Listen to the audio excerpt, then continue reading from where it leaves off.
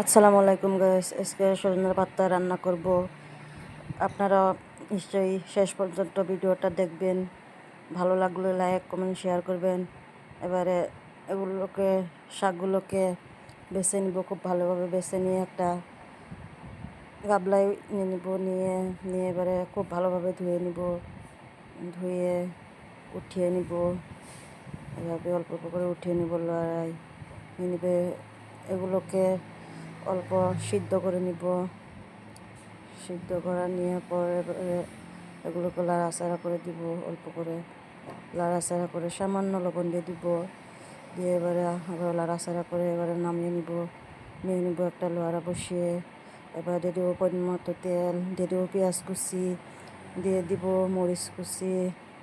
এবারে এগুলোকে ভেজে নিয়ে সিদ্ধ করা শাকগুলোকে এবারে দিয়ে দিব।